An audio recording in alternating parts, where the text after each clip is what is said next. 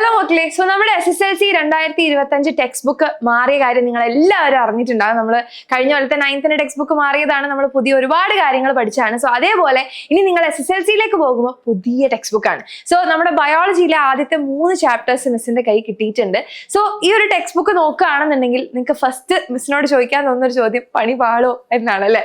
So അങ്ങനെ ചോദിക്കുകയാണെന്നുണ്ടെങ്കിൽ ഒരുപാട് content നിങ്ങൾക്ക് വേണ്ടിയിട്ട് ആഡ് ആക്കിയിട്ടുണ്ട് എന്നുള്ളതാണ് സത്യം, പരമാർത്ഥം. ഓക്കെ, അപ്പൊ നിങ്ങൾ 9th ടെക്സ്റ്റ് ബുക്ക് നിങ്ങൾക്ക് നോക്കിയാൽ അറിയാം. കഴിഞ്ഞ കൊല്ലത്തെ 9th നിങ്ങൾ പഠിച്ച 9th ടെക്സ്റ്റ് ബുക്ക് നോക്കിയാൽ തന്നെ നിങ്ങൾക്ക് ആ ഒരു വ്യത്യാസം അറിയാൻ പറ്റും. ഒരുപാട് പുതിയ പുതിയ കണ്ടന്റുകൾ ആഡ് ചെയ്തിട്ടുണ്ട്. 2 ചാപ്റ്ററുകൾ ഒന്നിച്ചാക്കി വെച്ചിട്ടുണ്ട്.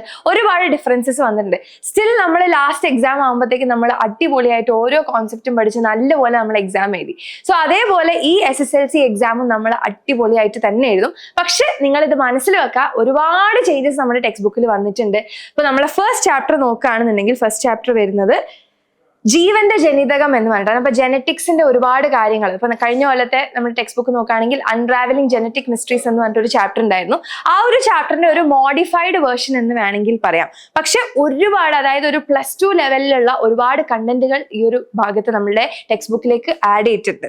അതേപോലെ രണ്ടാമത്തെ ചാപ്റ്റർ വരികയാണെന്നുണ്ടെങ്കിൽ അത് പരിണാമത്തിന്റെ വഴികളാണ്. അതായത് എവല്യൂഷനെ പറ്റിയിട്ട്, മനുഷ്യന്റെ എവല്യൂഷൻ അല്ലെങ്കിൽ എങ്ങനെയാണ് നമ്മളെ ജീവൻ ഉത്ഭവിച്ചത്, അതിലുള്ള തിയറീസ്, ആ തിയറീസിന്റെ ലിമിറ്റേഷൻസ്, ഇങ്ങനെയുള്ള ഒരുപാട് കാര്യങ്ങൾ ഈ ഒരു ചാപ്റ്ററിൽ വരുന്നുണ്ട്. സോ ഇത് കഴിഞ്ഞ കൊല്ലം പാത്സ് ട്രാവേഴ്സ്ഡ് ബൈ ലൈഫ് എന്ന് പറഞ്ഞിട്ട് ഒരു ചാപ്റ്റർ ഉണ്ടായിരുന്നു. ആ ഒരു ചാപ്റ്ററിന്റെ മോഡിഫൈഡ് വേർഷൻ ആണ്.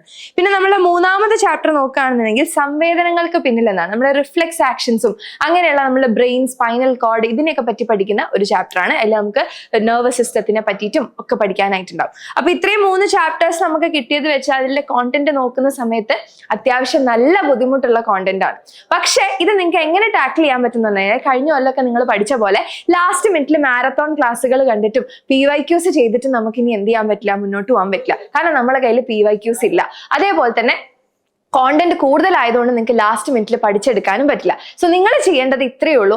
ആദ്യം മുതൽ ലാസ്റ്റ് വരെ നിങ്ങൾ ആ ഒരു സ്ട്രോങ് ഡിസിഷൻ നിങ്ങൾ എടുക്കുക. ഞാൻ സൂപ്പറായിട്ട് പഠിക്കും, എനിക്ക് ഒരു ബാക്ക്ലോഗ്സും ഇല്ലാതെ ഞാൻ പഠിക്കും എന്നുള്ള നിങ്ങളൊരു സൂപ്പർ ഡിസിഷൻ നിങ്ങൾ ഇപ്പൊ തന്നെ എടുക്കുക.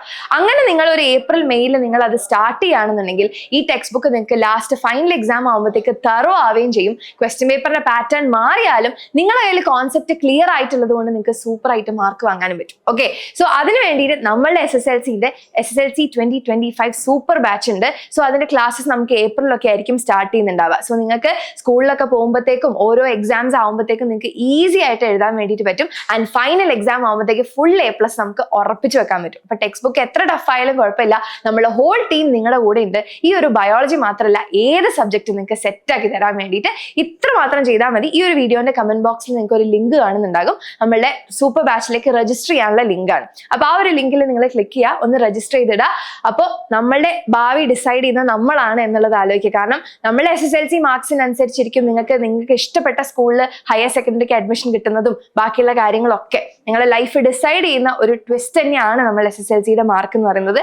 സോ അത് നിങ്ങൾ പരിശ്രമിക്കാതെ നിങ്ങളെ കയ്യിൽ നിന്ന് പോവാതെ നിങ്ങൾ നോക്കുക. ഓക്കെ, അപ്പൊ എല്ലാവരും ജോയിൻ ചെയ്തവർ, അതായത് നമ്മളുടെ രജിസ്ട്രേഷൻ ലിങ്കിൽ ജോയിൻ ചെയ്തവർ എന്ത് ചെയ്യുക, താഴെ ഈ കമന്റ് ബോക്സിന് താഴെ ഒരു ഹാർട്ട് കമന്റ് ചെയ്യുക.